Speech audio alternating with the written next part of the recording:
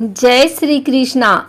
आइए सुनते हैं बैसाख मास महात्म्य का 17वां अध्याय। राजा ने कहा, हे मुनीश्वर, आपके मुखारविंद से भगवान के इस पुनीत धर्म को सुनकर बड़ी प्रसन्नता होती है। अब आप कृपा कर उन दिव्य धर्मों का वर्णन करें जिनसे भगवान विष्णु प्रसन्न होते हैं।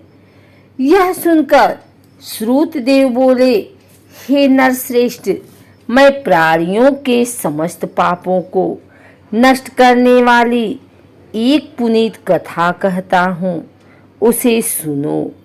एक समय पंपा नदी के तीर का निवासी एक परम यशस्वी ब्राह्मण, जिसका नाम शंख था, सिंह राशि के बृहस्पति में गोदावरी के तट पर आया। वह भीमरथी के पार पहाड़ों पर जहाँ विकट जंगल था गया। वहाँ न तो कोई मनुष्य था और न जल था। बैसाख की भीषण गर्मी से विकल होकर वह ब्राह्मण एक वृक्ष की छाया में बैठकर सुस्ताने लगा। तभी हाथ में धनुष बाण धारण किए एक व्याध उधर आ निकला। सूर्य के समान चमकते हुए कुंडल पहने उस अकेले ब्राह्मण को देखकर उस पापी ने उन्हें पकड़कर बांध दिया। फिर उनके कुंडल, जूते, छतरी, माला और कमंडलों को छीनकर उन्हें जलती हुई रेत पर पटककर चला गया। तदुपरांत शंख उस दुष्ट के बंधन से मुक्त होकर आगे बढ़े, परंतु गर्मी रेत में उनके पैर जल जाते थे। वे पीड़ा से छटपटाकर आहें भर रहे थे। जब दूर खड़े व्याध ने ब्राह्मण को गरम रेत में पांव जलने के कारण आहें भरते देखा तो उसे दया आ गई। तब उसने ब्राह्मण को अपनी पुरानी जूती दे दी और ब्राह्मण ने भी प्रसन्न होकर उसे आशीर्वाद दिया। उसे सुनकर व्याध ने विस्मित होकर कहा, हे ब्राह्मण, मैंने तो आपके नए जूते छीनकर अपने पुराने जूते आपको दिए हैं, इसमें मेरा क्या पुण्य है। तब शंख ने कहा, हे व्याध, बैसाख मास अति श्रेष्ठ मास है। इस मास में धर्म करने वाले से भगवान हरि प्रसन्न होते हैं। मेरे जूते तूने अपनी प्रकृति के अनुसार बलपूर्वक ले लिए हैं, इसलिए वे तेरे हो गए हैं। परंतु अब तूने दया करके मेरे पांवों की रक्षा के लिए इस बैसाख मास में अपने जो पुराने जूते दान किए हैं, उसका फल तुझे अवश्य ही प्राप्त होगा। इस पुण्य कर्म के कारण तू भी निष्पाप होकर उत्तम गति प्राप्त करेगा।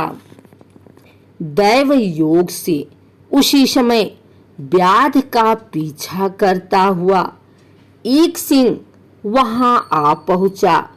इससे पहले कि वह सिंह व्याध पर झपटता, उसे पास ही एक हाथी दिखाई दिया। निदान वह सिंह हाथी पर ही झपटा। उन दोनों में घमासान लड़ाई हुई और वे दोनों ही मरणासन होकर पृथ्वी पर गिर पड़े। उसी समय मुनि ने व्याध से बैसाख धर्म का वर्णन किया, जो उन दोनों सिंह और हाथी के कानों में भी पड़ा। निदान वे दोनों उस कथा श्रवण के प्रभाव से तुरंत श्राप मुक्त होकर दिव्य देह को प्राप्त हुए। तब शंख ने उनसे कहा, हे दिव्यजनों, तुम कौन हो और किस कारण इस पशु योनि को प्राप्त हुए थे? वे बोले, हे मुनि श्रेष्ठ, हम दोनों मतंग ऋषि के पुत्र हैं। श्राप के कारण हमारे दंतिल और कोलाहल नाम हुए। उस समय हमारे पिता ने हमसे यह कहा, हे पुत्रों, तुम भगवान मधुसूदन के प्रिय मास बैसाख का सेवन करो। ऐसा करने से तुम निश्चय ही बंधन मुक्त हो सकोगे।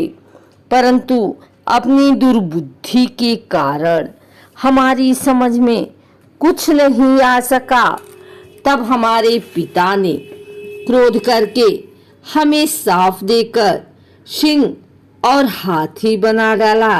तदुपरांत हमने उनसे कहा, जब साप मुक्ति का उपाय पूछा तो उन्होंने कहा कि जब तुम मुनि और व्याध के मध्य होने वाली बैसाख धर्म की वार्ता का श्रवण करोगे तभी श्राप से मुक्त हो सकोगे। अतः हे मुने, जब आप दोनों के कारण हम दोनों श्राप मुक्त हो गए, हम अब अपने पिता के पास जाते हैं और वहाँ आपके द्वारा श्रवण किए हुए इस पुनीत बैसाख धर्म का पालन करेंगे। जब व्याध ने उन दोनों को पशु योनि से मुक्त हो दिव्य देह धारण कर उत्तम लोक को जाते देखा तो वह भी अपने समस्त शास्त्रों को फेंक कर कृपालु ऋषवर शंख के चरणों में गिरकर इस प्रकार कहने लगे। अगर आपको हमारी वीडियो अच्छी लगी हो तो इसे लाइक करें, कमेंट करें, शेयर करें।